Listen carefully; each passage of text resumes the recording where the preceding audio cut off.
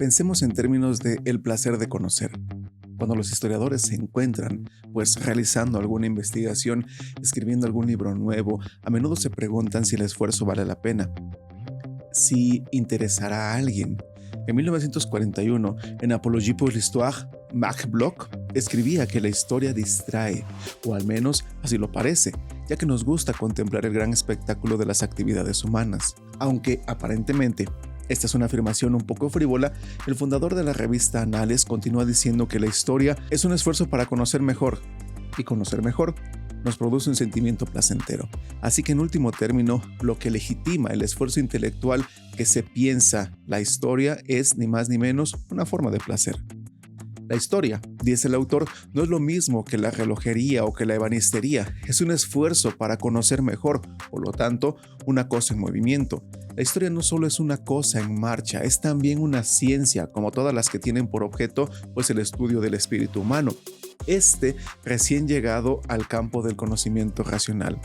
Hola a todas y todos, muchas gracias por visitarme y tomarse un momento para platicar. Mi nombre es Jesús Méndez y el día de hoy estaremos hablando sobre la utilidad y el sentido de la historia del y en el diseño. Obviamente el tiempo nunca es suficiente para abarcarlo todo, pero intentaremos dar nociones generales para después, por su parte, ustedes puedan profundizar mucho más en el tema. Así que, sin más preámbulos, vamos para allá. Hay tesis, arte, cultura y educación. Saber más satisface la curiosidad. 30 años más tarde que este autor, en su ensayo de epistemología llamado ¿Cómo se escribe la historia?, Paul Veyne afirmaba que la curiosidad, tanto si es anecdótica como si va unida a una experiencia de conocimiento, es uno de los grandes motores de la historia.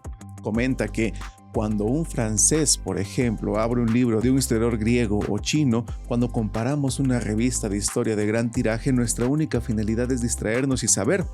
Para explicarlo, bastaría con afirmar que la historia es una actividad cultural y la cultura como actividad gratuita tiene una dimensión antropológica.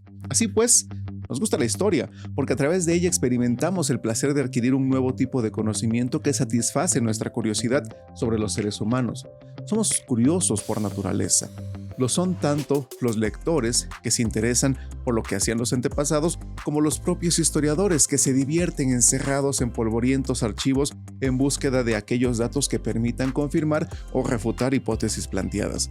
Aunque a menudo se encuentran haciendo tediosas anotaciones, los historiadores se sienten recompensados por el carácter detectivesco que a veces adquieren las investigaciones. Y como la historia es una actividad intelectual que consiste en la organización inteligente de datos relacionados con una temporalidad, a veces parece que se hayan completando los rompecabezas, lo cual suele ser en gran medida divertido. Se podría decir, por tanto, que los historiadores investigan, escriben en historia el diseño, porque se distraen y se complacen en el contemplar y examinar el gran espectáculo que se organiza en torno a los productos, su diseño y su consumo.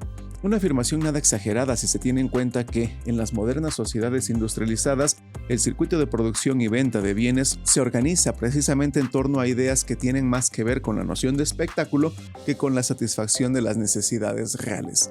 Pareciera sorprendente que los historiadores en general y los del arte en particular, así como los diseñadores mismos, no se sientan especialmente atraídos por una disciplina como el diseño, que es fundamental para comprender el entorno material y simbólico de nuestro tiempo. El pasado interesa porque indica la pertenencia a un grupo, ya sea familiar, nacional o profesional. En palabras de Veyne, el pasado es la conciencia de que los pueblos tienen de sí mismos. Por lo tanto, se diría que la historia debería ser la conciencia que el sector del diseño, ya hablando de diseño, pueda tener de sí mismo. Esta voluntad de conciencia ha empujado a un cierto número de diseñadores a abandonar el trabajo de proyectistas para dedicarse a la historia, ya que encuentran más gratificante reflexionar sobre el diseño que hacer diseño mismo. Aunque se trate de un colectivo bastante reducido, los historiadores del diseño contribuyen a legitimar el diseño como disciplina, a darle visibilidad y reforzar el sentimiento de pertenencia de los agentes implicados en su producción, llámese profesionales, empresas, escuelas, estudiantes y un largo etcétera. Recientemente, en su libro Paisaje de la Historia, John Lewis Gaddis precisó aún más los argumentos a favor de la utilidad de la historia. Él dice que cuando el historiador estudia y representa el pasado, da la impresión de que se eleva para contemplar un paisaje, se encuentra en condiciones de entender mucho mejor el presente por la sencilla razón de que tiene ante sí un horizonte muy amplio. Este ensanchamiento confiere una sensación de identidad muy parecida al proceso de crecimiento. Cuando nacemos y mientras somos niños, no tenemos una perspectiva y vivimos absolutamente en el presente. Pero con la acumulación de vivencias, experiencias, nuestro horizonte personal se va ensanchando. Por esta razón, no es extraño que al llegar a la vejez muchas personas se sientan extrañamente satisfechas. Descubren que la pérdida de juventud no constituye la desgracia que esperaban, porque esta queda compensada por el ensanchamiento de sus propios horizontes. Así pues, cuando se investiga y se escribe historia, cuando se le muestra futuros diseñadores y generadores de productos visuales o cuando se recomienda a los profesionales que se interesen precisamente por ella, sencillamente se les está proponiendo la ampliación de sus horizontes. Los profesores de historia tienen el deber de creer firmemente que un diseñador reflexivo, culto y bien informado es mejor que un diseñador no reflexivo, inculto y desinformado. Como lo hicieran en su momento Bloch, Bain y Gaddis, también habla de placer y la curiosidad que produce el conocimiento histórico, el cual es una mezcla de arte y ciencia. Una sensación de curiosidad, comenta Gaddis, mezclada con la veneración y la determinación de descubrir cosas, penetrar en la niebla, de destilar experiencia, de describir la realidad, todo lo cual es tanto una visión artística como sensibilidad científica.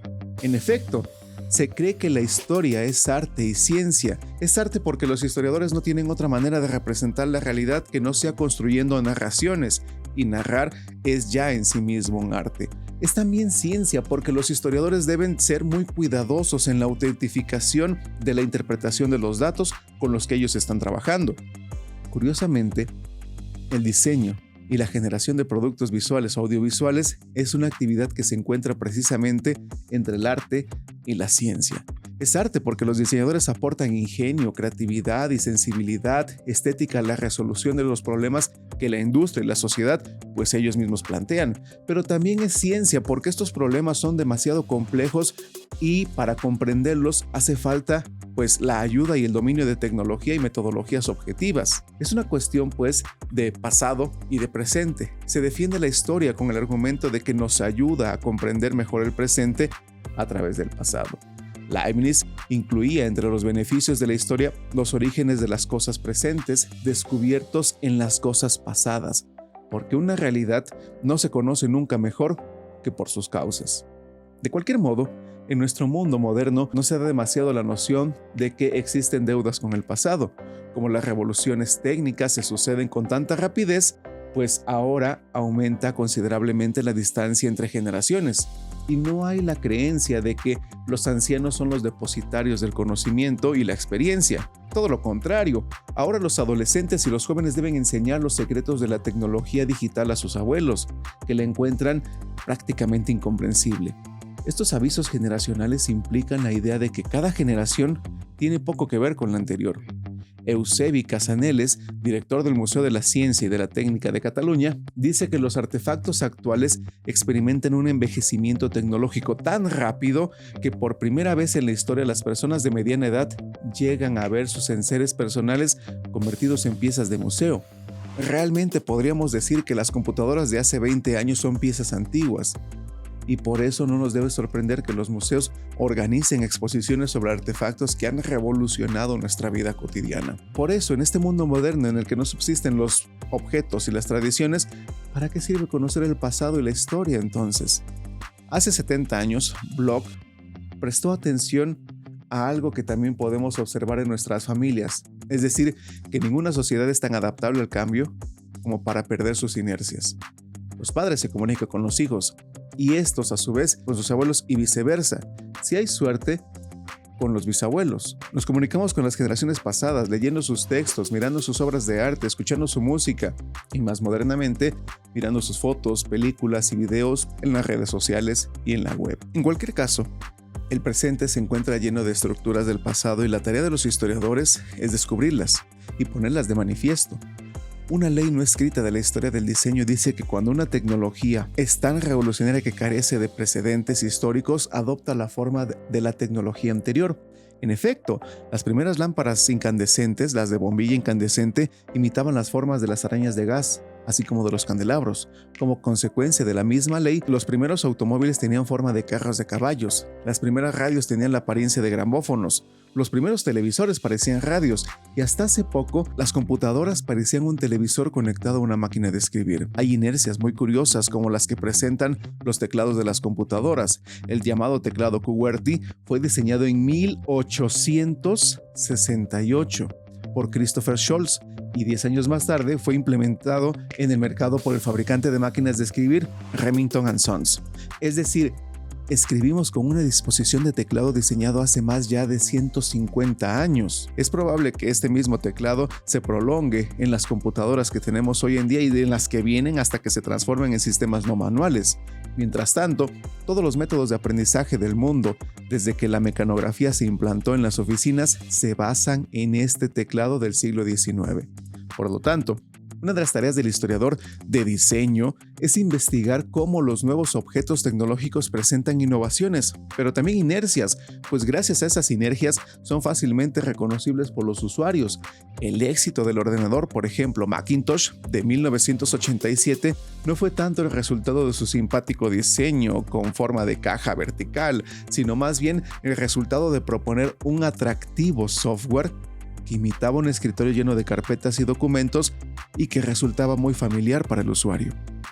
Pero si la incomprensión del presente nace de la ignorancia del pasado, según Bloch, conocer el pasado es en vano si no se conoce el presente.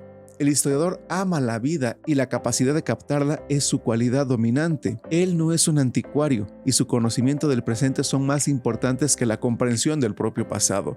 Continúa Bloch diciendo que sería un grave error pensar que los historiadores deben adoptar en sus investigaciones un orden que esté modelado con los acontecimientos.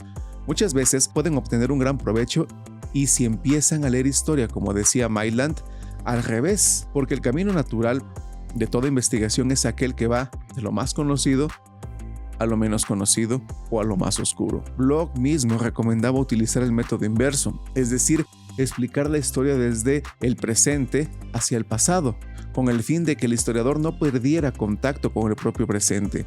Muchos historiadores se quejan de que es difícil estudiar el presente, ya que su implicación con su tiempo les impide ser objetivos, pero hay que decir que seguir el presente tiene la ventaja de la facilidad de acceso a las fuentes de información, ya sean documentales u orales. De cualquier modo, la distinción entre pasado y presente siempre está ahí porque no podemos decir cuándo empieza el pasado. ¿Hace 5 minutos? ¿Hace una hora? ¿Un día? ¿Un año? ¿Una década? Por ejemplo, los debates sobre el diseño posmoderno, que algunos pudieran parecer bastante recientes, ya son objeto de estudios históricos, de tesis doctorales y de exposiciones. La distinción entre pasado y presente es importante para el historiador, ya que lo sitúa en un punto de vista actual desde el que puede contemplar el pasado. Este punto de vista es muy privilegiado, pues tiene la particularidad de que le predispone a estudiar fenómenos de los que conoce el final o la conclusión. Por esta razón, la percepción de los hechos que tiene un historiador nunca podrá ser la de los coetáneos del fenómeno estudiado. Se dice que la crítica del diseño se ocupa de los fenómenos del presente, mientras que la historia se ocupa de los fenómenos del pasado.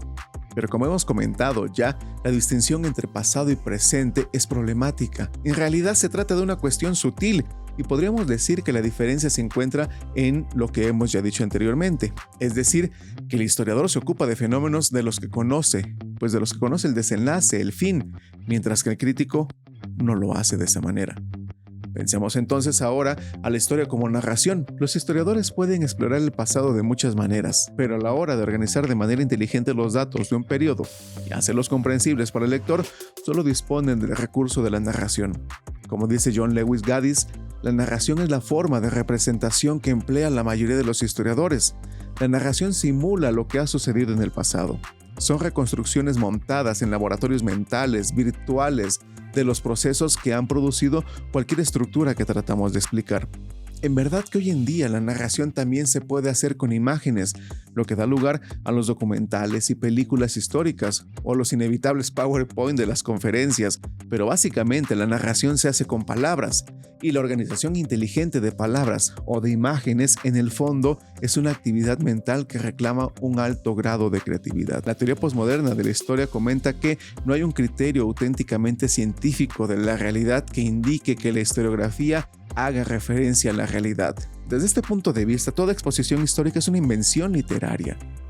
Hayden White, considerado el primer autor que desarrolló una epistemología narrativa de la historia, cuestionó a finales de los años 70 los supuestos básicos del oficio del historiador: el sentido del progreso de la historia, la metodología, el positivismo, entre otros. White dice que la narrativa es un elemento sustancial de la experiencia histórica y del método, y afirma que es imposible distinguir entre un relato histórico y un relato de ficción. Para él, forma y contenido son exactamente lo mismo, y considera que el realismo característico de los historiadores del siglo XIX no es más que una forma particular de poética. Para White, esta se mantiene más o menos constante independientemente de las elaboraciones históricas que se hagan sobre ella. Explorar la naturaleza de la narración significa entonces reflexionar sobre la naturaleza de la cultura y quizá sobre la naturaleza de la propia humanidad. Precisamente en su libro El contenido de la forma, narrativa, discurso y representación histórica, dice que la narración se convierte en un problema cuando intentamos dar a los acontecimientos reales la forma de un relato. Pero precisamente porque los acontecimientos reales no se presentan en forma de relato, resulta tan difícil su narrativización. En el campo de la historia del diseño, podemos decir que han aparecido 3 tipos de relatos: el libro de fichas ilustradas, los catálogos de exposiciones o los libros de artículo y los textos narrativos de autor.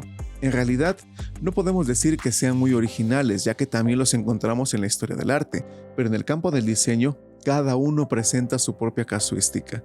Los museos publican libros de fichas ilustradas que sirven para documentar y divulgar sus colecciones de diseño, pero también hay editoriales que dedican muchos esfuerzos a publicar voluminosos catálogos de las grandes obras.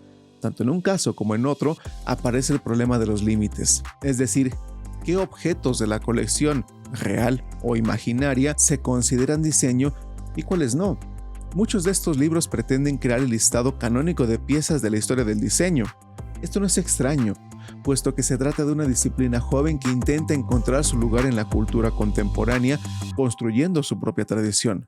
Los libros de fantasía ilustrada son útiles como obras de consulta para profesionales, anticuarios y estudiantes, pero no explican casi nada sobre el contexto y la evolución del diseño. A veces son libros tan bien editados que llegan a hacer creer que la historia del diseño es igual a una suma de objetos, pero los objetos no son el fin de la historia, sino su punto de partida. En segundo lugar, se tienen los catálogos de exposiciones. Aquí debemos reconocer que la producción es abundante e interesante. Las exposiciones son un pretexto para la investigación, sistematización e interpretación de las colecciones de diseño, tanto propiedad de los museos como reunidas alrededor de un argumento. El MoMA de Nueva York y el Victoria and Albert Museum de Londres han organizado exposiciones de gran envergadura, los catálogos de las cuales son auténticas obras de referencia. Pero por regla general, como las disposiciones de los museos de diseño suelen ser pequeñas, a pesar de que se organicen constantemente, no siempre hay presupuesto para hacer unos catálogos. Aún los pocos que haya, como no suelen reeditarse, los catálogos de exposiciones adquieren valor con el tiempo y pueden llegar a ser piezas muy buscadas. Sin embargo, como son obras que parten de colecciones y de la materialidad de objetos, no siempre investigan temas más abstractos, como pueden ser la sociología, la ética, economía, recepción y consumo del diseño. Dado que en las universidades hace solo un par de décadas que algunas han empezado ciertos estudios más avanzados en diseño como doctorados, la investigación sobre historia del diseño se hace esperar, y los libros de tesis son escasos. A corto plazo, una solución habitual es la de publicación de libros de artículos de investigación, reunidos en torno a un tema específico, por supuesto, y dirigidos por un coordinador. Los hay sobre temas muy variados: ética, estética, consumo, ecología, diseño y socialismo, arte y diseño, entre otros. Últimamente también han aparecido muchos readers o recopilaciones de textos fundamentales de la historia del diseño. Hay manuales muy prácticos para la docencia, pero hasta ahora casi todo se publica en países de habla inglesa donde el mercado está asegurado. Finalmente, tenemos los textos narrativos de autor. Estos son los más interesantes y gratos porque desafían nociones establecidas y proponen nuevos marcos teóricos y métodos interpretativos de la historia del diseño. Finalmente, es necesaria también una conciencia crítica. La ausencia de la historia del diseño de la mayoría de los planes de estudio crea diseñadores desmemoriados, ya sea que su práctica se vuelva borrosa y por falta de referentes.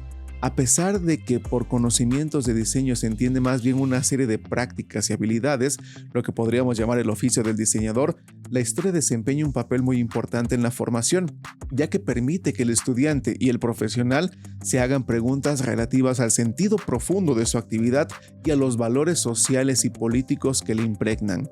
Como dice el veterano profesor de la historia del diseño Víctor Margolin, la historia es nuestra conciencia colectiva. Cuanto más sepamos, mejor será el uso que haremos para poner en deuda los valores dominantes en la sociedad. No conocer la historia es renunciar a un espacio externo al sistema, donde podemos encontrar alternativas para el cambio.